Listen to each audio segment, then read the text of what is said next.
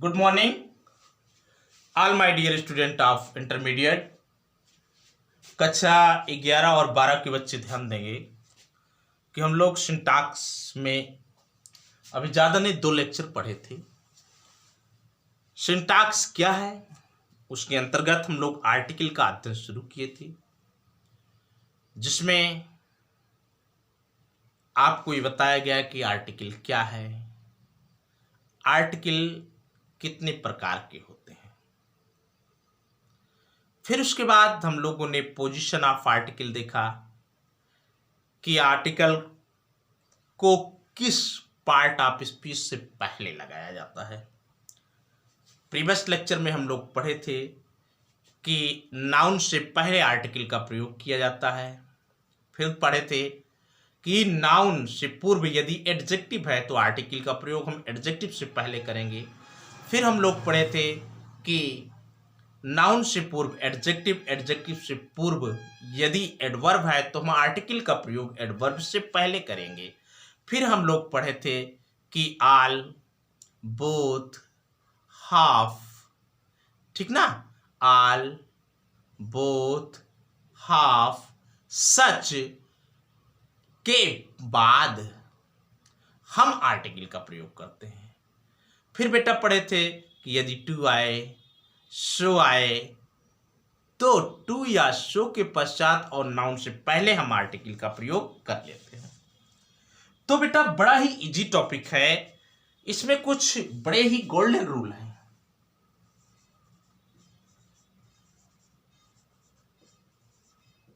Golden rules ये है कि ए और एन का प्रयोग, ए और एन का प्रयोग सिंगुलर काउंटेबल नाउन से पूर्व किया जाता है। किससे बेटा? सिंगुलर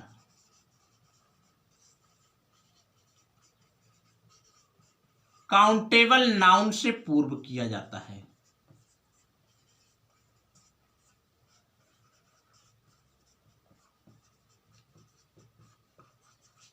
बेटा ए और एन का प्रयोग आप कहां करेंगे? सिंगुलर और काउंटेबल नाउन। बेटा सिंगुलर का मतलब है कि जो एक वचन में हो, काउंटेबल का मतलब जो 1 2 3 4 5 6 7 आदि आदि की संख्या में गिना जा सके। जैसे बेटा पेन है तो ये गिनी जा सकती है 1 pen, 2 pen, 3 pen, 4 pen, 5 pen. लेकिन अगर पानी की बात की जाए, वाटर की, तो आप 1 पानी, 2 पानी, 3 पानी नहीं करते हैं, बल्कि उसे मेजर किया जाता है।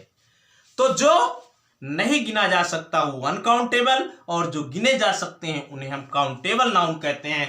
काउंटेबल नाउन जैसे आपके पास है पेन, कैट, टेबल, बुक, ठीक भैया ना, ये आपके काउंटेबल नाउन है और ये सिंगुलर अवस्था में है।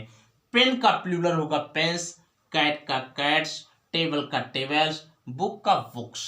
क्लियर? दूसरा गोल्डन रूल ये है कि दा का प्रयोग, दा का प्रयोग सिंगुलर तथा प्लूरल काउंटेबल नाउन से पूर्व एवं अनकाउंटेबल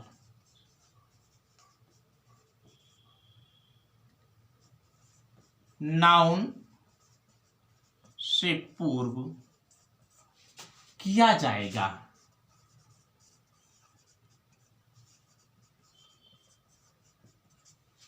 दा का प्रयोग सिंगुलर तथा प्लूरल काउंटेबल नाउन से पूर्व एवं अनकाउंटेबल नाउन से पूर्व किया जाएगा। जैसे बेटा आपको कहा जाए टाइगर, ये सिंगुलर है और टाइगर्स आपका प्लूरल है। बात समझ में आ रही है? बेटा पेन है, ये सिंगुलर है, और इसका पेंस जो है ये आपका प्लूरल है। अच्छा, ये तो आपके हो गए सिंगुलर, सिंगुलर, प्लूरल, प्लूरल। इनसे पहले आप द का प्रयोग कर सकते हैं।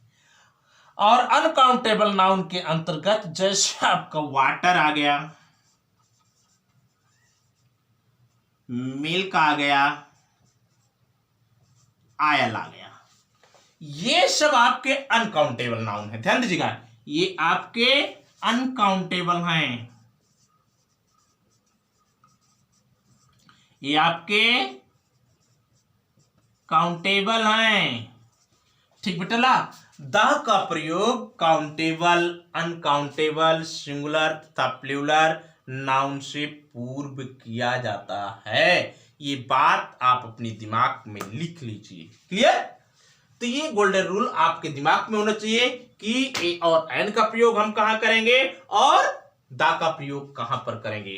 तो इसी के साथ हम इसको मिटाएंगे और आगे बढ़ेंगे। ठीक ना? तो आप इसे नोट कर लीजिए।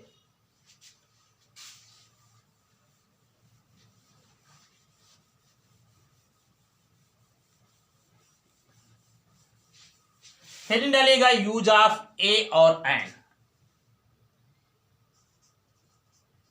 यूज ऑफ ए एन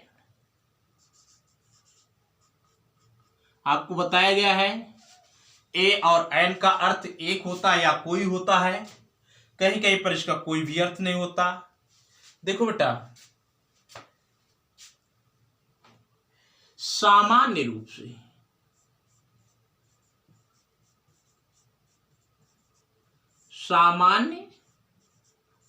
से ओवेल, बेटा ओवेल बोले तो स्वर कौन कौन से हैं? ए है, ई है, आई है, ओ है और यू है। ये आपके 5 स्वर हैं, ए, ई, आई, ओ, यू। सामान्य रूप से ओवेल अर्थात स्वर ए, ई, आई, ओ, यू से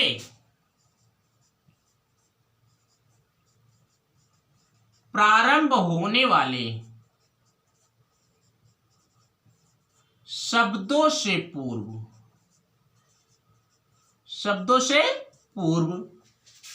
आर्टिकल एन का प्रयोग किया जाता है।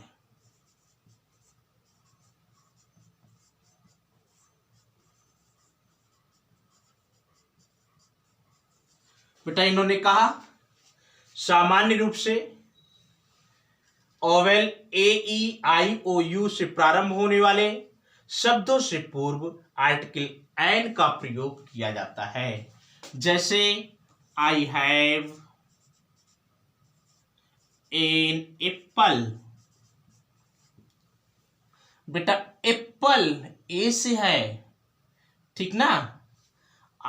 ही saw an elephant, ठीक ना? It is an ink pot। देख रहे बेटा, ए से प्रारंभ हुआ ए आया, ई से प्रारंभ हुआ एन आया, आई से प्रारंभ हुआ एन आया, ठीक ना? I want an orange। I want an orange। मैं एक संतरा चाहता हूं। हो गया ना? इसी प्रकार से बेटा आप ले लीजिए I have an umbrella।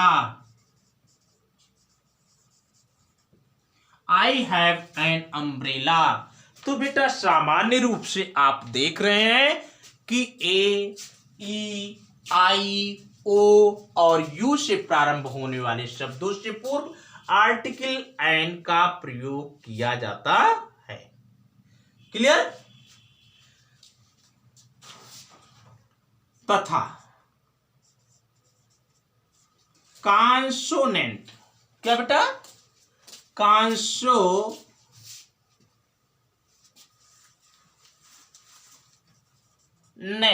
Clear हुआ? कॉन्सोनेंट मीन्स व्यंजन। कॉन्सोनेंट मीन्स व्यंजन। व्यंजन कौन है? आपके बी हैं, सी हैं, डी हैं, एफ हैं, जी हैं, एच हैं, जे हैं, के हैं, एल हैं, एम हैं, एन हैं, पी हैं, क्यू हैं, आर हैं, एस हैं, टी हैं, वी हैं, ठीक ना? डब्लू हैं, एक्स हैं, वाई हैं, जेड। तथा कॉन्सोनेंट अर्थात व्यंजन, अर्थात व्यंजन से प्रारंभ होने वाले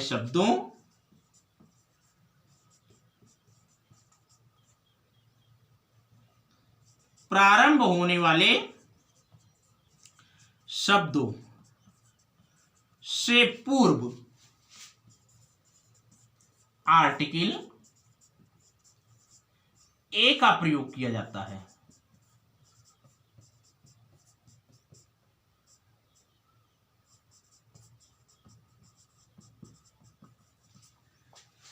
बेटा जो सामान्य रूप से कॉन्सोनेंट से प्रारंभ होते हैं उनसे पहले हम लोग ए का प्रयोग कर लेते हैं। जैसे कहा जाए आई हैव ए बॉल, हमारे पास एक गेंद है। देखो बेटा बी आया ना, ठीक ना? ए कैट इज रनिंग, ठीक ना? This is a lion. तो बेटा ये कॉन्सोनेंट से प्रारंभ होता। आप देख रहे बाल आया, आपने देखा यल आया, आपने देखा आर आया, सॉरी एक सी आया, इनसे पहले आपने ए का प्रयोग किया। तो ये तथ्य आपको एकदम स्पष्ट होना चाहिए कि यदि ए ई आई ओ, जिन्हें हम ओवेल कहते हैं, से शब्दों का प्रारंभ होता है तो आप आर्टिकल एन का प्रयोग करेंगे। यदि बी से लेकर के शेष बचे हुए जेड तक के सभी अल्फाबेट से प्रारंभ होने वाले शब्द आते हैं तो आप आर्टिकल ए का प्रयोग करिएगा। अंडरस्टैंड? आइए हम लोग एक बड़े सूझ की बात इस तथ्य पर दोहराने चल रहे हैं, तो मैं मिटाऊंगा पहले।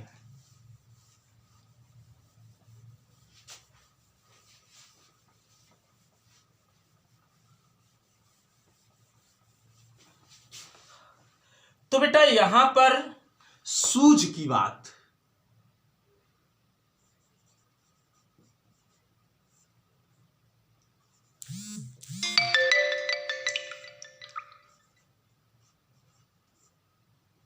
ध्यान योग्य बात या सूझ की बात क्या है भैया? ध्यान योग्य बात यह है कि जब अंग्रेजी के शब्दों का उच्चारण को हम कहते हैं प्रोनाउंसिएशन। जब अंग्रेजी के शब्दों का उच्चारण हिंदी के स्वर, हिंदी के स्वर कौन कौन से हैं भैया? हिंदी के स्वर हैं आ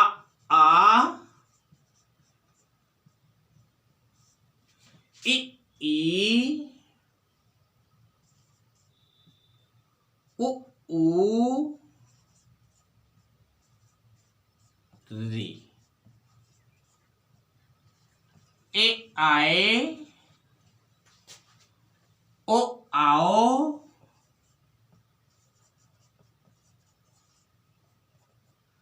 अन और आ से हो। जब अंग्रेजी के शब्दों का उच्चारण हिंदी के स्वर से हो तो वहां पर एंड का प्रयोग करना चाहिए।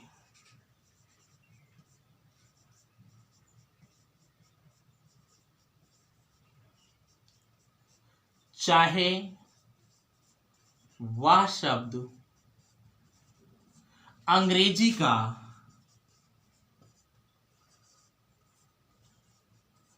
ओवेल हो या कॉन्सोनेंट, चाहे वह अंग्रेजी का ओवेल हो या कॉन्सोनेंट, यदि बेटा उच्चारण आ से हो रहा, ई से हो रहा, ऊ से हो रहा है, तो आप उससे पहले एन का प्रयोग ही करेंगे। बात समझ में आई? ठीक है ना। इसी प्रकार से यदि उच्चारण हिंदी के व्यंजन से हो, हिंदी के व्यंजन कौन है भैया? का से लेकर के ज्ञ तक। यदि उच्चारण हिंदी के व्यंजन से हो तो आर्टिकल एन का ए का प्रयोग करना चाहिए।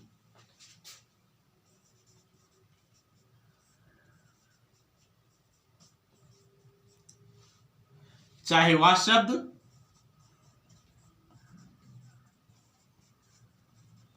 अंग्रेजी का ओवेल से प्रारंभ हो या कॉन्सोनेंट से। ठीक ना।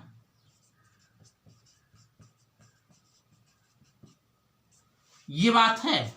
चाहे वो अंग्रेजी के, यदि उच्चारण हिंदी के व्यंजन का से ज्ञ तक हो रहा है तो आप ए का प्रयोग करेंगे, चाहे वह शब्द अंग्रेजी का ओवेल से प्रारंभ हो या कॉन्सोनेंट से प्रारंभ हो।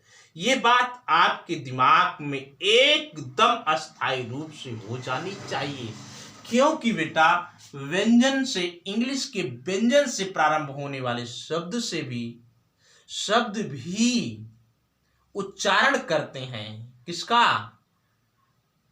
ए का। जैसे कहा जाए I have,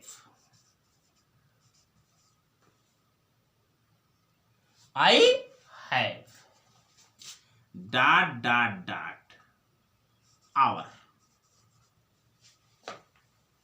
I have dot dot hour. हम यहां पर विकल्प दे दे एन, ए और द।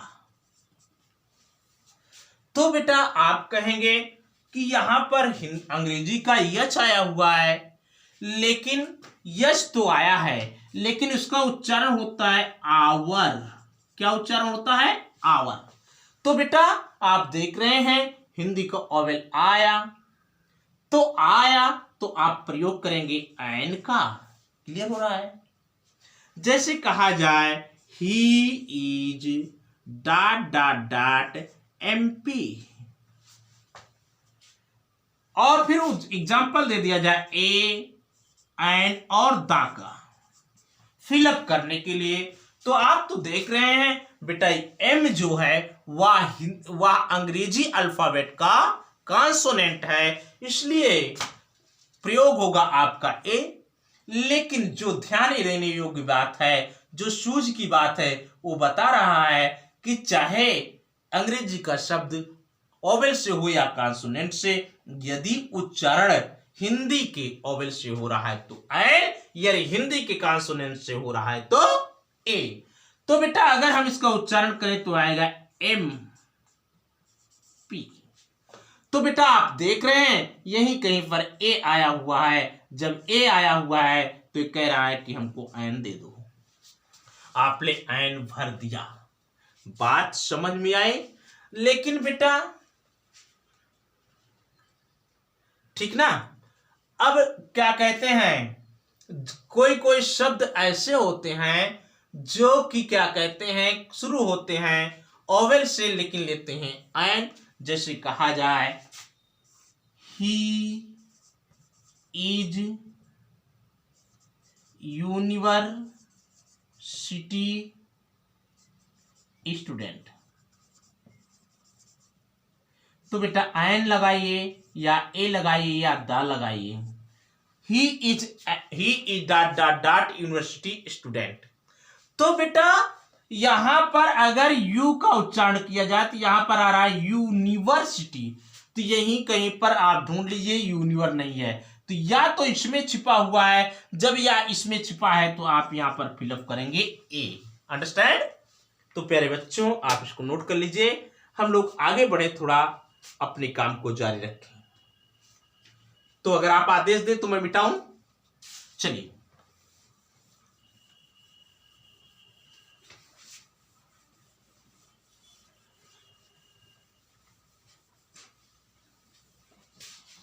चलिए इसमें नियम पढ़ते हैं, क्योंकि ए एन का प्रयोग कर रहे हैं। पहला रूल है,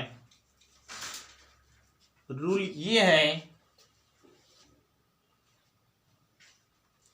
जब कोई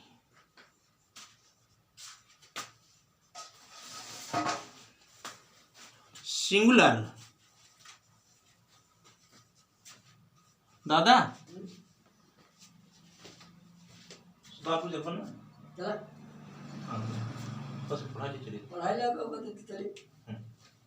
जब कोई सिंगुलर काउंटेबल नाउन से,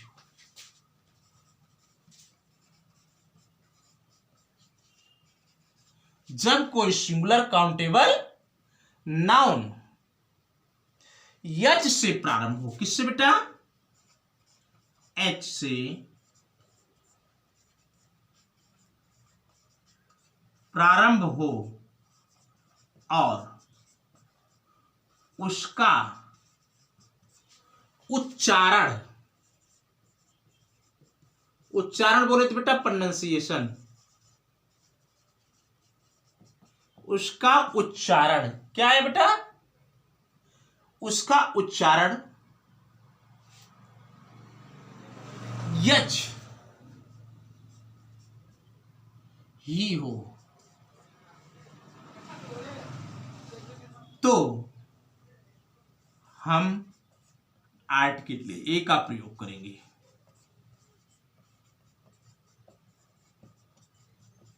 बात समझ में आ रही है।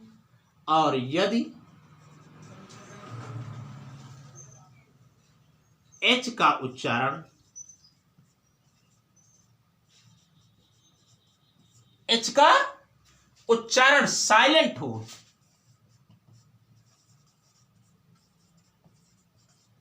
तो एन का प्रयोग होगा। किसका प्रयोग होगा बेटा, एन का प्रयोग होगा। बात समझ में आ रही। जैसे एच उच्चारण,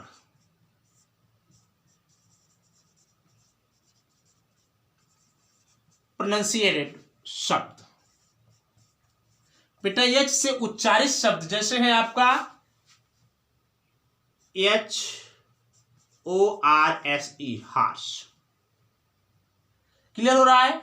जैसे आपका H I double L, hill. जैसे है आपका होटल, ठीक ना।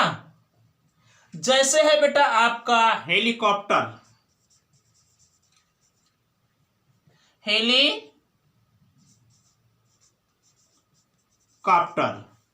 जैसे है बेटा आपका हस्बैंड। जैसे है बेटा आपका ह्यूमन बीइंग।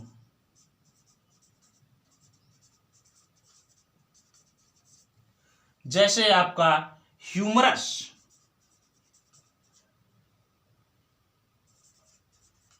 जैसे है बेटा आपका humble, horse, hill, hotel, helicopter, husband, human being, humorous writer. बेटा सबका उच्चारण तो हा से हो रहा है।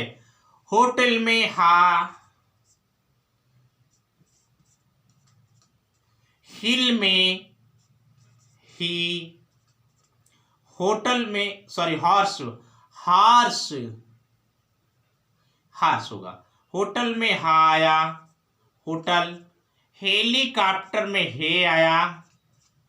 हस्बैंड में हा आया,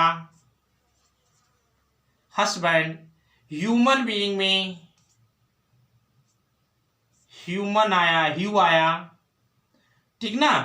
और ह्यूमरस में भी क्या आया आपका, ह्यूमरस आया, ठीक ना। हम्बल में आपका हा आया। जब बेटा इनका उच्चारण हा हो रहा है, यच हो रहा है, तो आप इनको प्रोनाउन सॉरी आर्टिकल क्या देंगे? जब अब आप इनको आर्टिकल देंगे